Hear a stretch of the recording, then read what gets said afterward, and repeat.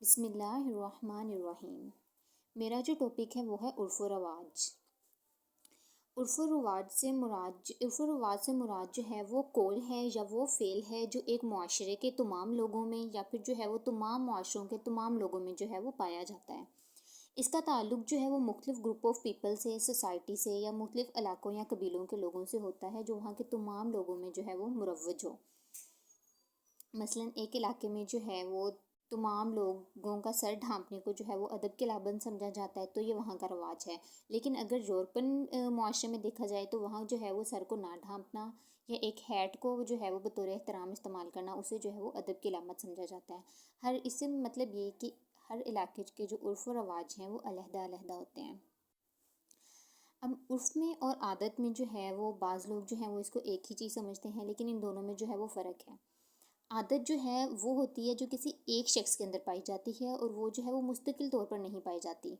بعض اوقات وہ دوسرے لوگوں میں پائی جا سکتی ہے، اپنے ارد گرد کے لوگوں میں، یا پھر نہیں بھی وہ دوسروں میں وہ عادت پائی جاتی ہے۔ لیکن رواج وہ ہے جو ایک وقت میں تمام معاشروں میں یا ایک معاشرے کے تمام لوگوں کے درمیان جو ہے وہ چیز پائی جاتی ہے۔ جس طرح اگر ایک جو ہے وہ علاقے کے لوگ ایک چیز کے لیے ایک نام استعمال کرتے ہیں کیونکہ وہاں پہ ان کا وہ رواج ہے، لیکن دوسرے علاقے یا معاشرے کے لوگ اسی چیز کے لیے کوئی دوسرا نام استعمال کرتے ہیں کیونکہ وہاں کا عرف و رواج جو ہے وہ مختلف ہے۔ بعض لوگ جو ہیں، بعض فقہا جو ہیں وہ عرف و رواج کو جو ہے وہ ایک ہی معنی میں استعمال کرتے ہیں، عرف اور عادت کو، لیکن بعض کے نزدیک جو ہے وہ ان دونوں کے درمیان فرق پایا جاتا ہے۔ عادت وہ جو ایک انسان سے وابستہ ہے، اور رواج وہ جو تمام معاشروں میں یا معاشرے کے جو ہے وہ تمام لوگوں میں جو ہے وہ مروج ہوتی ہے۔ اسلام میں جو ہے وہ عرف کی اہمیت کیا ہے؟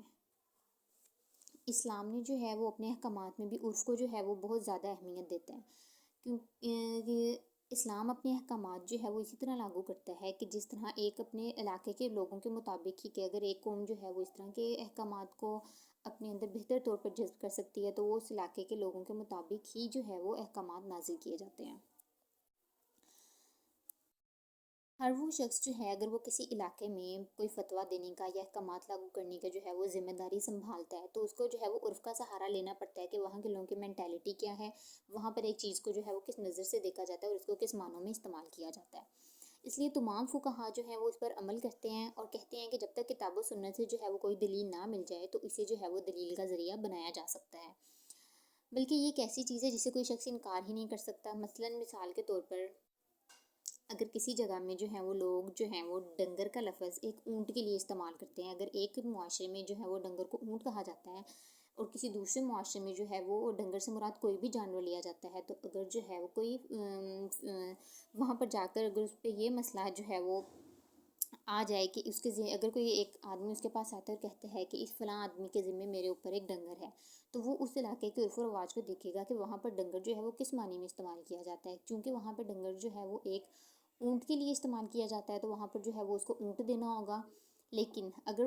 وہ یہی دیکھے گا کہ اگر وہاں پر ڈنگر سے مراد ایک اونٹ ہے، تو وہ یہی کہے گا، وہ اسے ایک اونٹ ہی ادا کرنے کا حکم دے گا۔ وہ جو ہے وہ کسی اور علاقے کے مطابق اسے کے رواج کے مطابق یہ نہیں کہہ سکتا کہ ڈنگر سے مراد کوئی بھی جانور ہے تو تم اسے کوئی بھی جانور دے سکتے ہو، نہیں۔ اس کا فیصلے میں جو ہے اسے حکم لگاتے وقت یہ دیکھنا پڑے گا، اس چیز کا لحاظ رکھنا پڑے گا کہ اس علاقے میں جو ہے وہ ڈنگر کا لفظ کس معنی میں استعمال کیا جاتا ہے۔ تمام فقہا اور تمام ائمہ نے جو ہے وہ اس کو ایک ماخذ جو ہے وہ تسلیم کرتے ہیں، اور اس پر بہت سے احکامات کی جو ہے وہ بنیاد انہوں نے اپنے احکامات لاگو کرنے پر بھی جو ہے وہ اس کے پر بنیاد رکھی ہے۔ امام مالک کے بہت سے احکامات میں جو ہے کہ بنیاد جو ہے وہ اہل مدینہ کے عرف پر ہے، اور اسی طرح امام شافعی نے اپنے مذہب جدید کے بہت سے مسائل کی بنیاد اہل مصر کے عرف پر رکھی ہے۔ ان عرف کو حجیت ماننے کے لیے فقہا نے جو ہیں وہ شرائط بیان کی ہیں۔ پہلی شرط یہ ہے کہ عرف عام اور غالب ہو، یعنی کہ اکثر معاملات میں اسی پر عمل کیا جاتا ہو، چند افراد کا عمل عرف نہیں ہوتا۔ دوسری شرط یہ ہے کہ معاملے کے وقت عرف پایا جاتا ہو، اگر بعد میں عرف وجود میں آئے تو اس کا اعتبار نہیں کیا جائے گا۔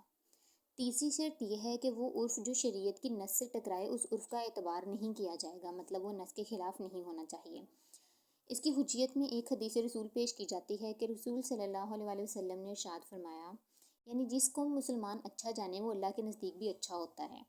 عادت کی مثالیں جیسے حیض کے دنوں کی مثال کہ اس عورت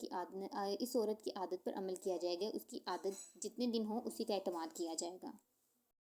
کہ عرف کی مثال یہ ہے جیسے استثناء یعنی آرڈر پر مار تیار کروانا، یہ بے قیاسی کے روح سے جائز نہیں، لیکن اس میں عرف عام پایا جاتا ہے، اس لیے اس کا اعتماد کیا جاتا ہے، یعنی کہ یہ ایک جو عادت ہے اس کو جو ہے وہ ایک ماخذ کے طور پر استعمال نہیں کیا جا سکتا، جبکہ عرف جو ہے اگر وہ تمام لوگوں کے درمیان پایا جا رہا ہے تو ہی اس پر عمل کیا جائے گا۔ عرف کے ثابت ہونے کے دلائل، جن چیزوں سے عرف کا ثبوت ملتا ہے ان میں سے ایک یہ ہے کہ اللہ تعالیٰ نے قسم کے کفارے کے بارے میں فرمایا من اوسط ما تطعمون اہلیکم، درمیانی قسم کا وہ کھانا جو تم اپنے گھر والوں کو کھلاتے ہو۔ یہاں درمیانی کھانے کو مطلق رکھ کر اسے جو ہے وہ لوگوں کے عرف پر چھوڑا گیا ہے، یعنی کھانے کی تخصیص نہیں کی گئی کہ اسی قسم کا کھانا۔ دوسری چیز جس سے عرف کا ثبوت ملتا ہے وہ ہے سنت۔ آپ صلی اللہ علیہ وسلم نے جب حضرت سفیان کی بیوی آپ صلی اللہ علیہ وسلم کے پاس جب حضرت ابو سفیان کی بیوی ہند نے اس کے بخیل ہونے کی شکایت کی تو آپ صلی اللہ علیہ وسلم نے فرمایا اس کے مال میں سے اس کی اجازت کے بغیر اتنا لے لو جو معروف طریقے پر تمہارے اور تمہارے بیٹے کے لیے کافی ہو۔ اس پر بھی ایک مال کی جو ہے وہ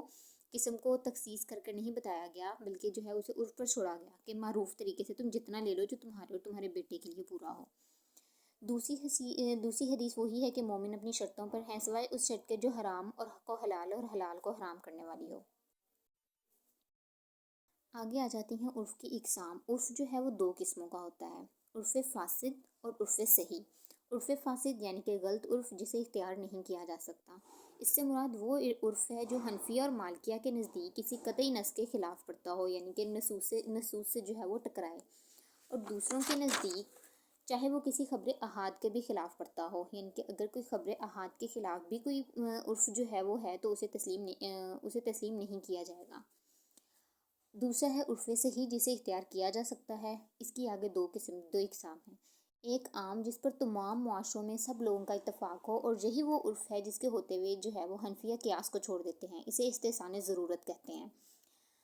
جس کے ہوتے ہوئے وہ اور مالکیہ بعض اوقات جو ہیں وہ اخبار احاد کو بھی چھوڑ دیتے ہیں، جیسا کہ انہوں نے آپ صلی اللہ علیہ وسلم کے اس حکم کو چھوڑ دیا جس میں آپ نے بیک وقت فروخت اور شرط سے منع فرمایا تھا۔ یہ حنفیہ اور مالکیہ کہتے ہیں کہ ہر وہ شرط جائز ہے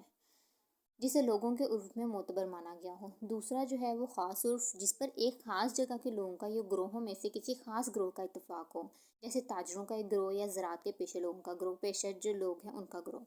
یہ اسی صورت میں معتبر ہے جب وہ کسی نص کے خلاف نہ پڑتا ہو، جو اس کی بنیادی جو ہے وہ اس کا ہے کہ اگر تو وہ نص کے خلاف پڑھ رہا ہے تو اس کو جو ہے وہ عرف کو نہیں مانا جائے گا، عرف وہی معتبر ہوگا جو نص سے کسی بھی صورت میں نہ ٹکراتا ہو۔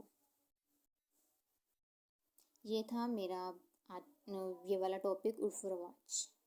شکریہ۔